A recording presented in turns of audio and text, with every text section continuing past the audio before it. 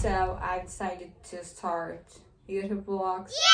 I hope I can vlog really good things that can help you, or like that we can share the same vibe. Today I'm at home. I'm on holiday season. Right now I'm reading 3 books actually, because they are really good books, and I was trying to decide which one should I first start with. I'm so confused and I couldn't choose just one. So I decided to read all of them at the same time. It might be a little confusing actually, but at the end, I think I'll be happier. I think because I spent so much time on social media, I can't focus on reading books without any distraction for like 15 or 30 minutes. I'm always thinking about my phone, which just sucks. I literally lose my ability to read books for a couple hours. I used to do that. I could finish 500 pages of book in 2 days. I was able to do that. But right now it's like almost impossible. I don't even start reading this kind of books.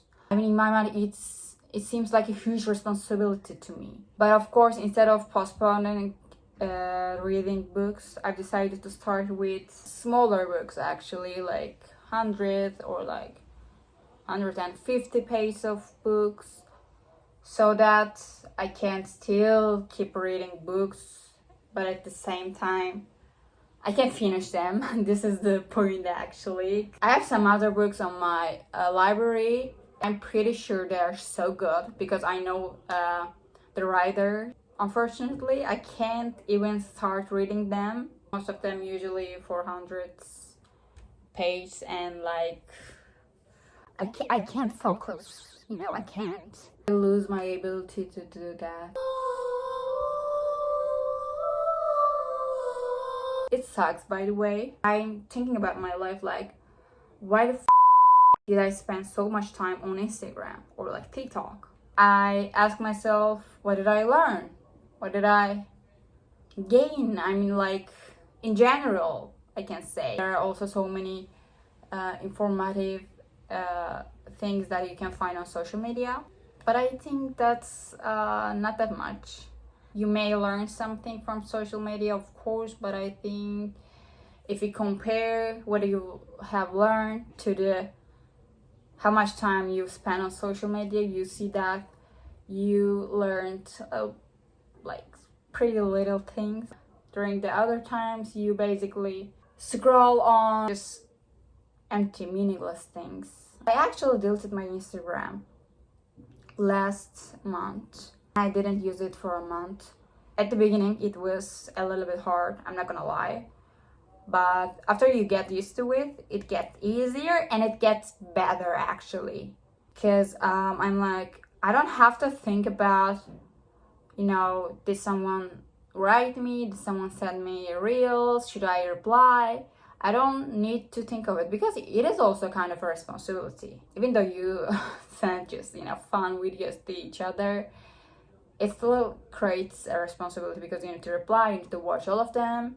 And like, you spend a lot of time there, and for what? For no reason. But then a month later, I had to come back because if I don't, the Instagram automatically delete my page for forever.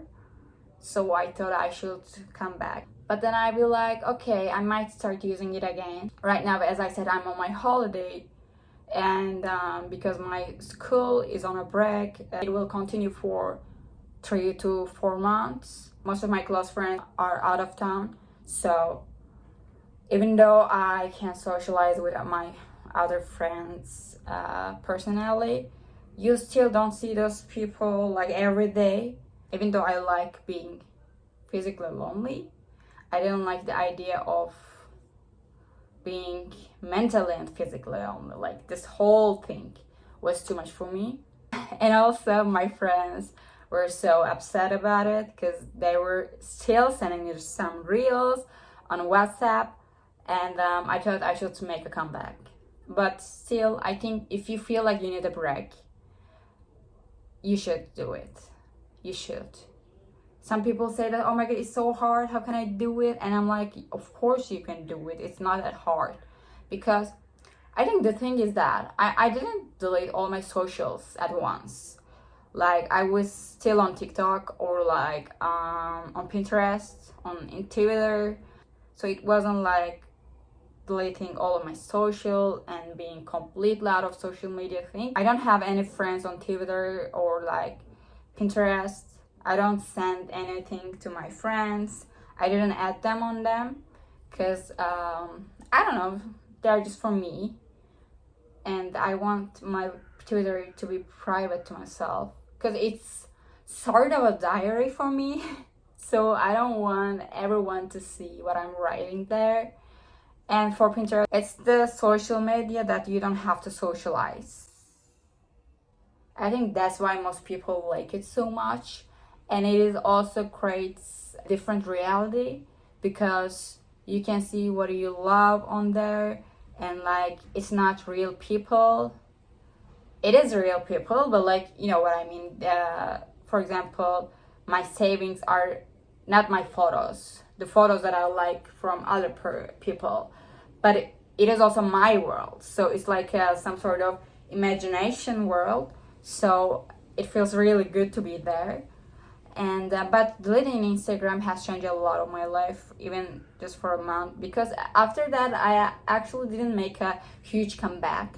I usually post all the time on social media because I'm a social butterfly. I visit so many museums, galleries, or I find always something new to do, and so eventually I like sharing them as well. People like it as well. This is also kind of a problem for me, because at some point I realized that I'm waiting to shoot the perfect photo for my Instagram. But I know I'm gonna share it. I know I'm gonna share what I'm doing right now. There's always something on my mind. Like, I'm at the moment right now, I'm on an event, but also at the same time I'm thinking of, yeah, I should make people know about this event. I should shoot the best photo that I can shoot here, so that people will want to come here, people will see what I'm doing. And at the end I realized that I always think about this. My mind is literally becomes two pieces, and one of them is at the moment, trying to say at the moment, actually not exactly at the moment, and the other one is thinking about what I will be sharing on Instagram. It also takes time, by the way, for me, because I really like being a creator. I'm not an influencer, but you know, this whole creating thing, I love this process and I love taking photos, and it's just not for people to see it, but also I love creating my own world there. Because even though right now I'm seeing there's a tree, by the way, this tree over there, if I take a photo of it and like edit it, that means I am adding something to this reality. So it makes me feel really good, and I love this whole thing. And I also have a camera, like a half professional ones. I also love taking photos with it, not to share on social media, just to create some sort of dreamy world for myself. Taking photos for Instagram, it's not a big deal, you know, but at the same time you always think of it, and on the background think of how you can edit them, how you can share them, like which one you should share. This whole thing also, I think, creates so much pressure on me. What I do is that, for example, let's say I'm in a concert and I'm taking videos, and I hate taking videos like this, just me looking at the screen. That means I'm just watching it from my screen. I could do that at my home just by watching videos on Instagram, for example. It's kind of meaningless, actually. Like, then why would you be here? Here's what I'm doing. I still want to collect memories, of course. I take videos as well, but like if I'm holding my phone, when I capture the perfect angle, I basically put my hand over there and like stand like it for a couple minutes, but at the same time I'm watching the concert with my eyes directly. We can say I'm collecting memories, but also I'm being there, like both mentally and physically. Also, the other thing is that I make kind of a schedule on my mind that I'm gonna shoot photos for 5 minutes and then I'm gonna watch the view for 10 minutes. So I'm separating these two things. I'm not trying to do two things at the same time at once so that I can be like actually be there. The other thing is that if I just shoot a video there and like trying to best shoot that I can get, at the end of the day I become so sad because when I think of my day I'd be like, oh my god, I didn't actually live this day, I just exist. But also if I just live it and like no shoots, no photos, no videos at all, I become sad too because I'd be like, oh my god, I could collect some memories there that I can look actually, that I can see actually, not just on my mind. So I'm trying to find a balance. I think you can do it too. These were my experiences. I'm not sure if they're gonna help you or not, but I think the best way to learn it is just to trying. Also, if you're gonna share things, know that people like to see them, of course, but they are not the most important thing to them. If you're trying to decide whether you should stay on social media all the time or what you want to do, I think you need to listen to yourself a little bit. And also you need to know that all people care about themselves. They don't care about your perfect photo shoot that much. They care about their photo shoot. This is also an advice for introverts because I have few friends who are introverts, and whenever they decided to share a photo or like even a story, they check the story like 1,000 times before they post it. And I'm like, just do it. People don't care about it that much. They just spend like a second there and they just swipe it. It's not that important. I mean, yes, it is important, and it is important for you as well as for them, but it's not a big deal, you know? Just share it. Just share it however you want. So this is also shows ourselves that how we have changed actually through the social media. But I think this is gonna be a next time. So stay tuned for my other videos. I love you all so much. Bye bye.